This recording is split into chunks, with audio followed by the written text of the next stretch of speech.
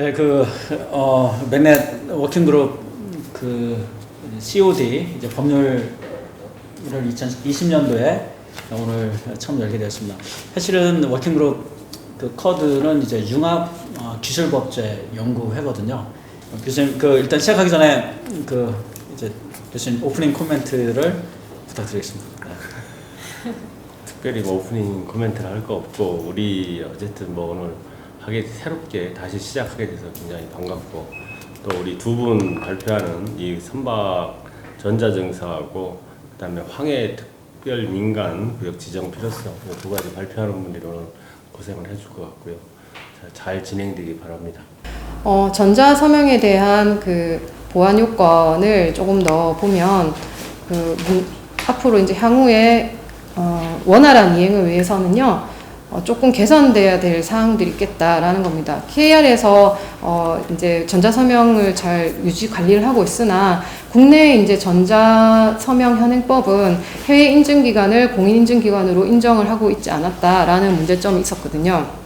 사실은 이제 이런 부분들이 우리만의 문제는 아니고 다른 산업 분야나 다른 체계에서도 문제가 되었습니다. 왜냐하면 이제 국제적인 서로 표준에 의해서 인정이 되느냐라는 문제가 있었기 때문에 이게 현재 이제 개정안이 올라와 있어요. 전자서명 개정안이 올라와 있고, 얼마 전에 공인인증서 문제 때문에 전자서명법에 대해서 좀 많은 언론에 노출이 있었는데, 결국에는 지금 법이 통과가 돼서 지금 현재 개정된 상태더라고요. 예. 우리 이제 성급에서 웹사이트에 대한 전자증서를 확인할 수 있는 그런 웹사이트에 대한 어떤 관리 체계, 이 전자증서 시스템 체계에 대해서 이 국제 보안 표준 ISO 27000 시리즈의 인증을 받아가지고 현재 국제보안 기준을 충족을 하고 있습니다. IMO 지침에서 요구하는 것은 주관청이 어떤 보안을 관리할 수 있는 어떤 방식을 채택을 해야 된다라는 겁니다. 그리고 법제화 해가지고, 그러면은 이런 보안 감사를 활용하든지 아니면 국제 표준을 적용한 걸 채택을 해줘야 된다는 거죠. 그래서 이제 국제 협약에 따른 증서만 전자증서화할 것이 아니고, 또 주관청 자체적으로 발행하는 선박의 물건이나 해양오염 방지 설비 등에 관한 정부가 직접 발행한 증서에 대해서도 향후에 전자증서 발행에 대한 검토가 필요하겠다라는 것도 저희가 연구를 했었고요.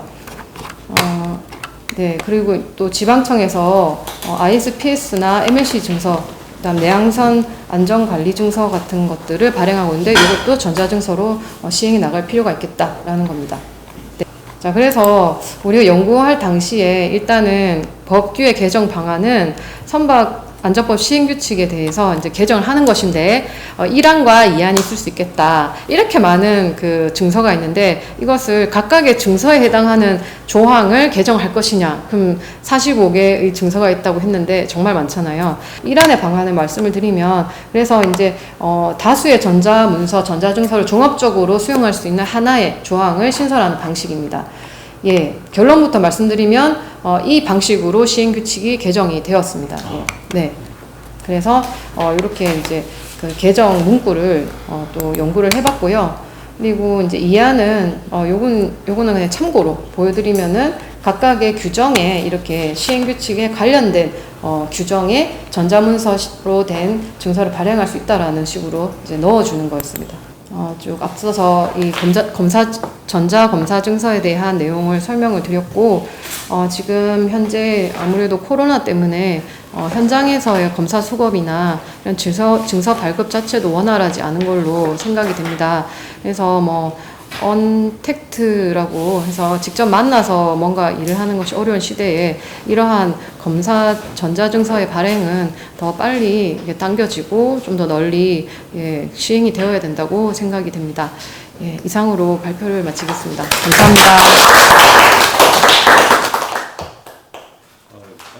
조민수, 만약에 지금 현재 우리가 전자증서 정부 발행 증서가 지금 약 60가지 종류라면, 이것이 전자증서로 올해 12월부터 시행이 되잖아요. 네. 그러면 실제로 선박 안에서 교수님 방금 말씀하신 것처럼 서류로서 이제 비치하던 서류 비치 의무가 전자증서 파일이 있는 것으로 대체가 되는 건가요? 아니면 종이 서류들 우리 같이 두 개를 같이 갖고 있어야 되나요?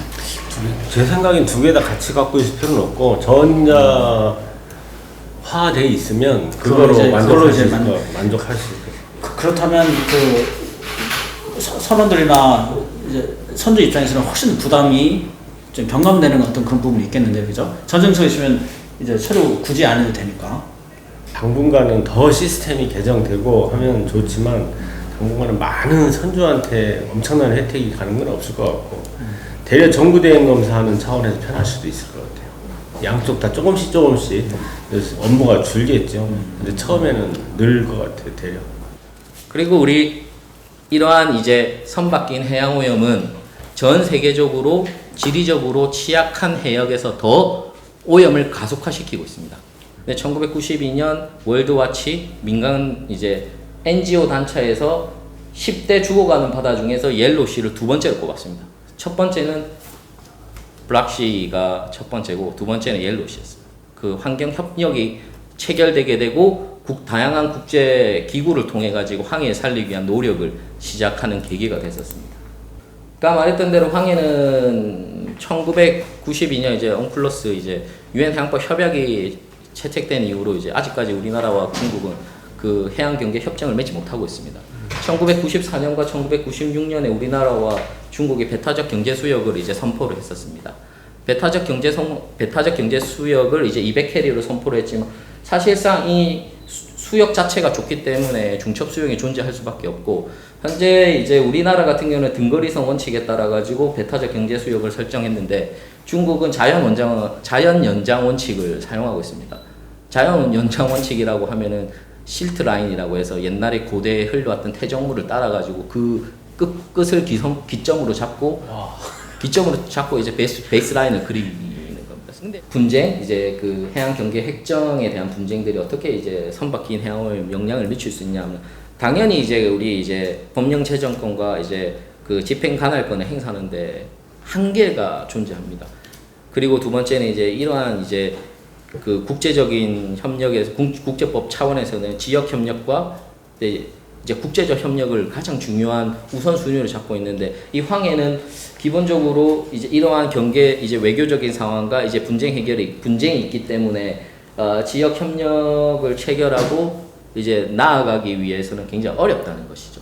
가장 크게 문제는 그 오버래핑된 수역, 잠정 수역, 흔히 말하는 이제 그 중첩 수역에서 해양 오염 사고가 발생했을 시에 특히 이제 유류 오염 사고가 발생하게 되면은 바로 이제 이제 공법적인 차원에서 이제 관할권을 행사하는 거야 크게 문제가 없을 수도 있습니다. 왜냐하면 중국하고 한국에서 그 선박에 대한 이제 관할권을 가져오는 문제는 협의가 가능할지 모르지만 배상 문제는 확실히 문제가 발생될 수가 있습니다. 특별하게 이제 보호할 필요성이 있는 곳에 특별 민감 해역을 채택하도록 IMO가 지정을 하고 있습니다. 현재 17개가 지정되었고, 안타깝게도 이제 우리 이스트 아시아 쪽이나 이제 사우스 아시아 쪽에는 단 한 곳도 채택된 곳이 없습니다.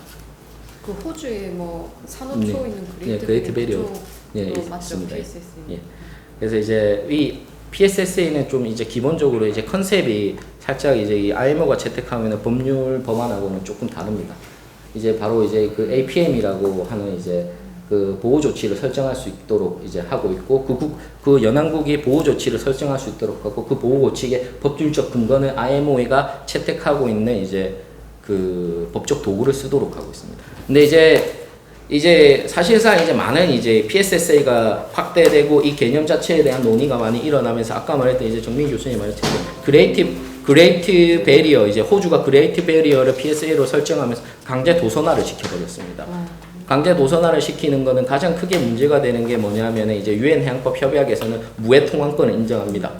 그 무해 통항권을 인정하고 그 무해 통항권에 대해서는 그 어떠한 국가도 이제 어떠한 이제 그 침해할 수 있는 사유가 있지 않고서 그 무해 통항을 침해할 수가 없습니다.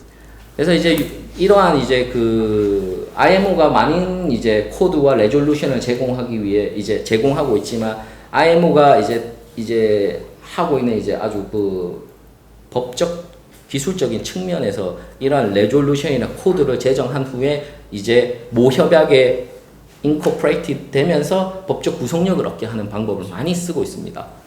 우리는 이제 제가 이제 백데이터만 되면 이제 이제 PSSE를 나가는 신청서를 보면 그쪽에서는 뭐 신청서를 보면은 다 그렇습니다. 이제 우리는 왜 이제 해양 선박 교통 항로로서 중요한 역할을 하는지, 그리고 우리는 이제 생태학적으로 왜 중요한지, 이제 또는 이제 사회 경제학적 효과가 어떤 건지. 당연히 우리나라는 이제 항해 자체는 이제 풍부한 어장이고 내추럴한 리소스가 있는 곳이기 때문에 사회 경제학적으로 굉장히 중요한 역할을 하는 게 사실이죠. 그런데도 불구하고 좀 쉽지 않다는 거. 근데 우리가 옐로우시에 대해서는 좀 PSSA가 바로 그 첫걸음이 되었으면 좋겠고, 그거를 통해서 이제 선박긴 해양오염을 방지하면서 아까 말했던 그 집행과 법령적 제한권을 강화시키면서 또 지역 협력까지 채택을 함으로 해서 황해 자체가 가지고 있는 이제 해양 환경 보호 가치에 관한 측면을 높일 수 있지 않냐라고 생각이 들고, 이제 그렇게 해야 될 필요성을 느끼고 있다고 생각합니다. 예. 혹시 다른 질문? 일단 수고하셨습니다.